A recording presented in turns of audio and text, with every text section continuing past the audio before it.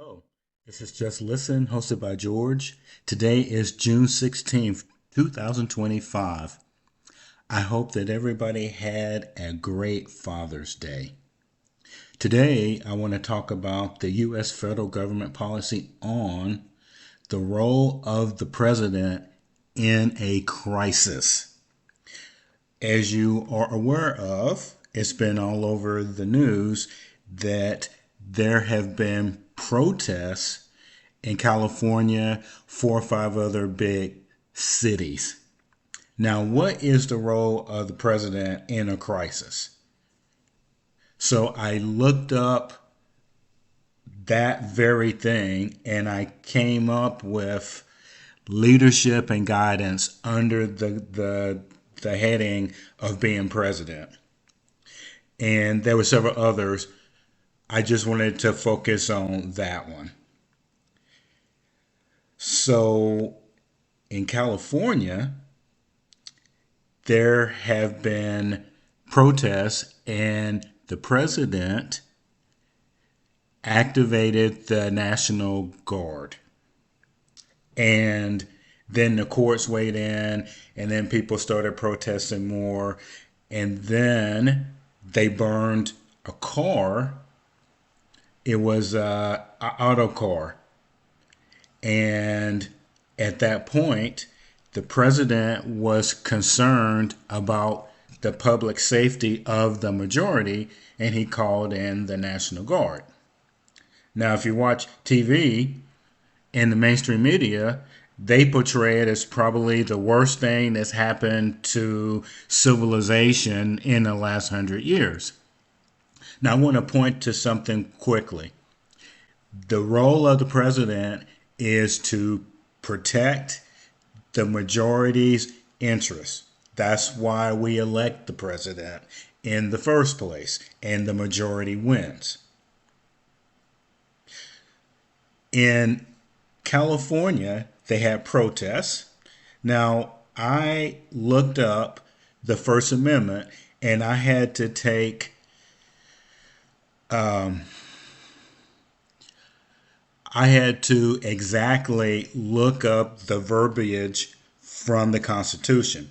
So it says that you can peaceably assemble and to petition the government for redress of grievances. That's exactly what it says. Now, the reason I had to look it up is because when you go to do a search and information pops up, most times it's already biased. And a lot of people are reading into it, right? Because even the mainstream media is saying it like, well, they have the right to protest and to be angry, and it just goes on and on and on. And there's no evidence of their behavior that would lead anyone to agree with what they're doing. Now, let me make a quick comparison. Several years ago, there was a union for the automobile industry in Missouri that went on strike. Well, first of all, I didn't even know that they were on strike because the media didn't cover it. And when they did cover it, in a week's time, they probably gave them 2 or 3 minutes of airtime a week. But in contrast with what's going on in California and certain other places, they have got nonstop coverage. But my point is peaceable assembly. That's what the union workers did in Missouri. And they had their signs up. And most times I've seen with the unions in Ohio, Michigan, they get on the line outside and they walk and they're peaceful because that's what it says. Peaceably assemble to petition the government. Protest has come to mean that it's chaotic, you challenge the police, and you destroy property. The president saw that. He saw what we all saw, and he mobilized the National Guard. Why did he do that? Well, the mayor of Los Angeles and the governor just kind of watched it. And it reminded you of something if you think about it. Remember when there was unrest in Ferguson, Jay Nixon was the governor, and they did absolutely nothing. And they changed the narrative that, yes, they should be angry, and yeah, they can destroy property, and they can go to people's houses that they don't like and get angry with them. That's scary. It seems like now that's what's happening in California and several of these other cities. Now, I'm not going to talk about if they are from a different country, whoever they are, because can't prove that. And all that started because ICE is trying to detain and deport people who are here illegally. And think about this. No one has a problem in the country. I'd say 90% of us don't have a problem if people come here legally. But it's blurred. And I've told you in other podcasts that the mainstream media blends it together and makes it seem like that if you look a certain way, they will detain you and deport you, put you in secure locations without trial or anything. That's not true. And please talk to your Congress people and tell them that that part is just not true. And it's a dangerous narrative, and it's making people become violent. Now, the president. The president is our leader, and like I said earlier, the president's role is to show the leadership, and if that position feels like that people are in danger, they have to act. They can't act after innocent people are going to get killed. Now, this went to court, and let me say this about court. What's wrong with the other side challenging it? Okay, that's the model. So if the executive does something and the people say, no, that's not fair, it's okay that the judicial weighs in. Just like it's okay if they rule and then another judge says, no, that's not true, we need more evidence. So the judge ruled in California that the president didn't have there wasn't a big enough emergency for the president to mobilize the National Guard. Okay, but 3 or 4 hours later, another judge reversed that. That's normal. That's how it happens. But the reason I'm mentioning it is that's presidential leadership. If a president thinks that people are in danger, and with the example I gave you earlier, when there was unrest in Ferguson, remember, somebody got killed. And even after that, the governor, Jay Nixon, did not react. Now, that cost the Democrats the governorship.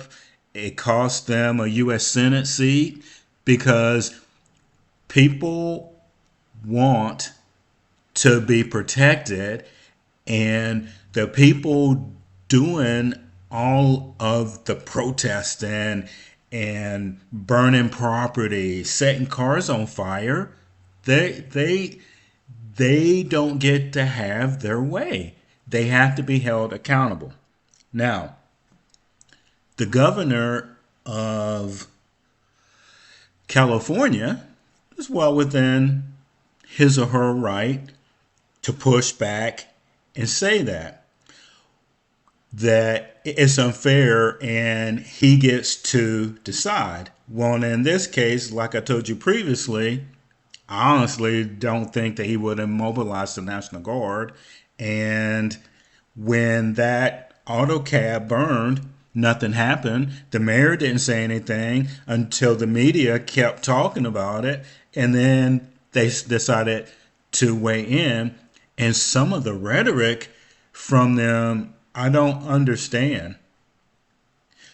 Why is it that ICE is there to get illegal people out of the country, which is the law, and yet California pushes back, says, well, in the strictest sense of the law, you are right, but we don't want to do that. So we need to figure out why, if there is a crisis of that magnitude, why a president cannot act. And like I said previously, and I'll read it again, peaceable assembly and to petition the government for a redress of grievances. Okay? You can assemble. It has to be peaceful, and the American public should be outraged that is an okay word to say protest. Protest is not in the Constitution. And like I told you previously, these writers, whoever they are, news journalists, whoever, they've added protest, protects the right to protest. And that's not what the Constitution says in the first place. And secondly, the president can act. And the president did act. The courts can weigh in, and I believe that the courts are going to say that he was right to act. And by doing that, another bonus is the people doing the protesting in this case know that they will be held accountable. And I would bet you $1 that's why the president or the Trump administration did that in the first place. The rhetoric needs to be taken down that if you don't like what the president says and you just dislike him, the president in this case is following our laws.